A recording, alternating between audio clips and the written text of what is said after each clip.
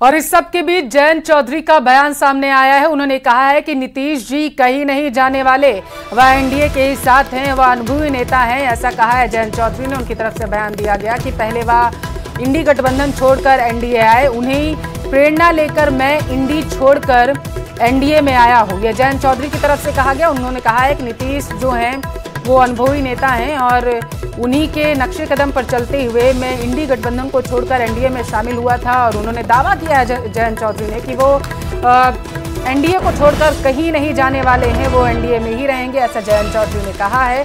बताते चलें कि आज जो है तस्वीरें खूब वायरल हुई जब नीतीश कुमार जो हैं तेजस्वी यादव के साथ एक ही फ्लाइट में बैठकर दिल्ली के लिए रवाना हुए। सियासी गलियारों में कहा गया कि कुछ उलटफेर हो सकता है और उसी के बाद बयानों का दौर जो है वो लगातार जारी है। देश में 2 सीटों पर आरएलडी चुनाव लड़ी थी, दोनों सीटों पर जीत हुई है। आरएलडी के नजरिए से 100% से ज्यादा तो नहीं हो सकता था।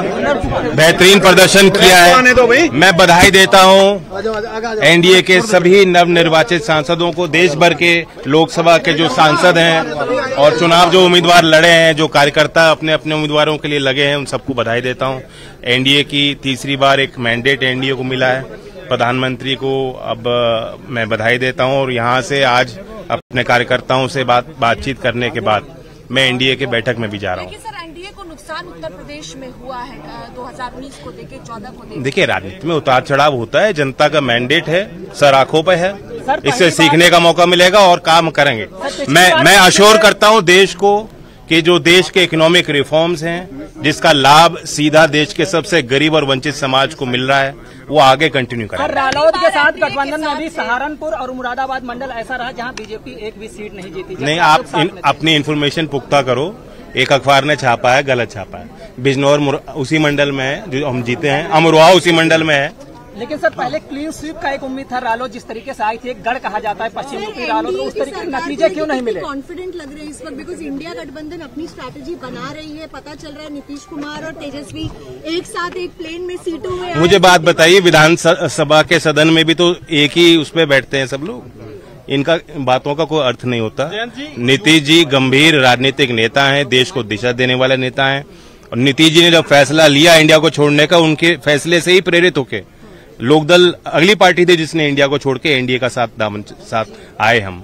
तो नीतीश जी से हम सीखने का हम उम्मीद करते हैं, मुझे और मौका मिलेगा, अवसर मिलेगा, साथ काम करेंगे एनडीए में। मंत्रिमंडल में शामिल हो सकते हैं, कुछ कारण मानते हैं आप? क्या यूपी में इतनी कम सीटें आई हैं पहले के मुकाबले, क्या कुछ कारण मानते हैं? सीटों में गिरावट आई है, लोकदल एनडीए में आया, लोकदल ने अपनी ताकत दिखाई। हमारे क्षेत्रों में पूरी कोशिश हम लोगों ने की है कि ज्यादा से ज्यादा सीटें एनडीए के जीत के आए।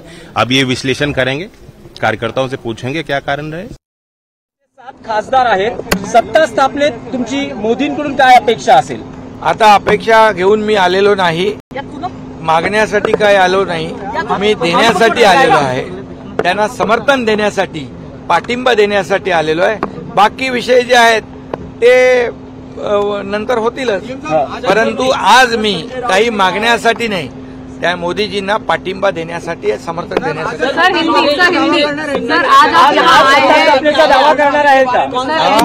उद्धव ठाकरेंनी असं म्हटलं आहे की इंडिया अलायन्सने सरकार स्थापनेचा दावा करायला हवा, असं काल पत्रकार परिषदेत मैंने कहा है ना, मैंने कहा है कि मोदी जी को पूरी तरह जितनी मेजोरिटी के लिए सांसद लगते हैं, संख्या लगती है, उतनी पूरी हो चुकी है, उससे ज्यादा है। और एनडीए की सरकार मोदी जी के नेतृत्व में बनेगी, उनका मैं अभिनंदन करता हूं और उनको आज मैं समर्थन देने यहाँ पर आया हूं, शुभकामनाएं देने आया हूं। और कहावत है, गिरे तो भी टांग ऊपर वाली, ऐसी बात है। जिनके पास आंकड़े नहीं है, जिनके पास मेजोरिटी नहीं है, वो सरकार बनाने की बात करते हैं। ये तो मुंगेरी लाल के हसीन सपने हैं, ऐसा मैं कहता हूं। और निश्चित रूप से आपको इतना ही कहूंगा, 10 साल मोदी जी को जो मिले, 10 साल में जो उन्होंने इस देश का विकास किया है, देश का विकास, देश को बहुत ही ऊंचाई पर ले गए। उनके बाद देश के विकास का एजेंडा था और सामने वाले जो थे विपक्ष वाले इंडिया अलायंस, उनको एक ही था, मोदी हटाओ, मोदी हटाओ, मोदी हराओ।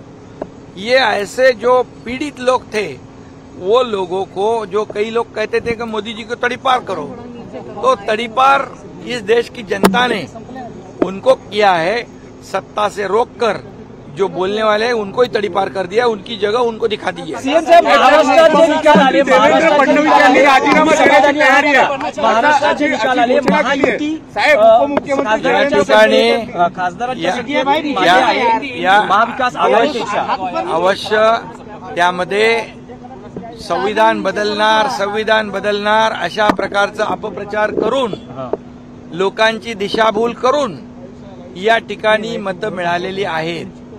परंतु मतांची टक्केवारी जर पाहिली मुंबईमध्ये तर महायुतीला